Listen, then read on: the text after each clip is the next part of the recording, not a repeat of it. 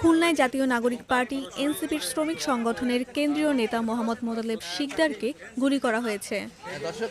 22 December সোমবার দুপুর 12:15টার দিকে নগরের সোনাডাঙ্গা এলাকার একটি বাসায় এই ঘটনা ঘটে।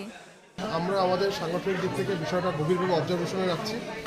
আমরা জানতে পেরেছি তিনি বাসা থেকে নিজস্ব কাজের জন্য বের হয়েছিলেন। বের হওয়ার মধ্যে প্রতিমধ্যে তার গাড়ির পথরোধ করে তাকে আকস্মিকভাবে হামলা করছে। আমরা আইন শৃঙ্খলা রক্ষাকারী বাহিনীর সাথে কথা বলেছি। আমরা তাদেরকে বলেছি সুষ্ঠু তদন্ত করার জন্য। গুলিটা তার ফসকে গিয়ে তার কানের পাশ থেকে লেগে তার মাথার এক পাশে গিয়ে বিদ্ধ হয় এবং এখন সে বর্তমানে ইমার্জেন্সি ওটিতে আছে। সে পুরোপুরি সংখ্যামুক্ত এখনও নয়, তার ব্লিডিং হচ্ছে। এখন ডাক্তাররা তাকে এই জন্য আপাতত ইমার্জেন্সি ওটিতে রেখেছে। এনসিপির নেতাকর্মীরা জানান, মোতালেব শিকদার এনসিপির শ্রমিক সংগঠন জাতীয় শ্রমিক শক্তির কেন্দ্রীয় সংগঠক ও খুলনা বিভাগীয় আহ্বায়ক। কিছুদিনের মধ্যে খুলনায় দলের একটি বিভাগীয় শ্রমিক সমাবেশ হওয়ার কথা ছিল, সেটি নিয়ে তিনি কাজ করছিলেন।